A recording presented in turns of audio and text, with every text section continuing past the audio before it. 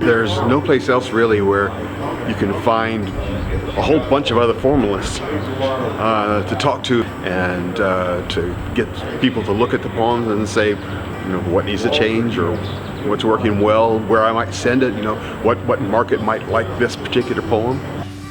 The idea for the Westchester Conference came from a conversation that Mike Pike and I had out in California when he was visiting. We began talking about the fact that there was no place one could go in this country to study the traditional craft of poetry. Many of the poets who have attended over the years have been poets working pretty much in isolation. They want to learn about things like how to write a sonnet or how to use some of the more complicated poetic forms or, simply the basics of poetic meter. This is certainly the place to come. Formal poetry made me slow down and think about my choices a lot more.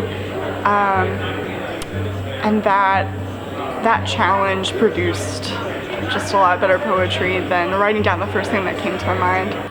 Clearly there's something going on that it keeps getting rejected, so I'm trying to figure out, well, where are the weak spots? What do I need to do? When you take one of the workshops at the conference, you also get a chance to do a one-on-one meeting with the workshop teachers to talk about poems in progress. And like many workshops at Westchester, this is really a high level of quality. So people who are in this workshop, many of them could just as easily be, teaching it. It really is more of a meeting of minds. People are really friendly. Even if they're like a really well-known person, they'll talk to you and ask you what you're doing and what poetry you're interested in. So one of the things we've always prided ourselves on is being strictly egalitarian.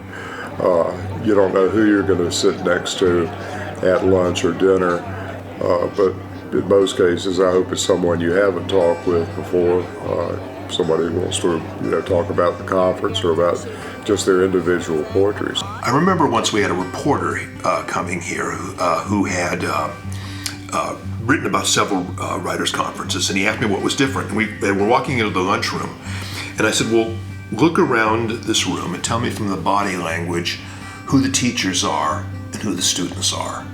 And he looked around and says, I can't. Poeta Emerita Rina Espiat. I am very happy to hold that post. I think it means oldie but goodie, grandma of the conference. Everything here is done in good spirits. It's done for fun. And there is an endless connection to poetry, but it's a lighthearted one. Rina Espiat is probably our greatest success story. She began as an attendee, and she slowly transitioned into becoming more and more involved with the conference, and eventually was asked to be a faculty member. And people wanted to study with her. They wanted to work with her. In addition to which, Rina's poetry is published everywhere. Another person is Alicia Stallings. Her career has taken off. A few years ago, she was the recipient of a MacArthur Genius Grant. She's a splendid teacher and an incredibly entertaining reader. David Yezzi is another one who comes to mind. He's a talented teacher, a very fine writer. He teaches currently in the creative writing program at Johns Hopkins University, where he also edits the Hopkins Review. Among poets, we've had Richard Wilbur, who has been our keynote speaker twice. The list goes on, 21 people, and they've all been distinguished in one way or another.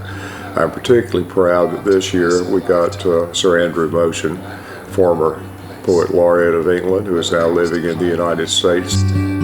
The Westchester Conference has been unusual in that music has played a large role. In fact, we've ended most conferences with a concert. We began with Westchester's most famous native and arguably America's greatest composer, Samuel Barber. I've been a long-time fan of Iris DeMent, and it just seemed perfect because Iris DeMent last year released a CD called The Trackless Woods, which in fact sets the poetry of the great Russian poet Anna Akhmatova to music. In 2005, I created an endowment for the Iris N. Spencer Undergraduate Awards, which are open to any student enrolled in a college or university in the United States. And we get entries from all over the nation, all 50 states. The caliber of the entries we get year to year is quite astonishing. In addition to the undergraduate awards, we have the Donald Justice Poetry Prize, which is for a more mature poet, which includes the prize as well as a published volume of poetry. All these poets, both young and more mature, read every year at the conference. I believe that a huge number of people who come to Westchester feel that the experience of Westchester has been a decisive moment in their life. And they've come back because, in a sense, they've created friends here, they've created a sense of themselves that they really couldn't have gotten on their own.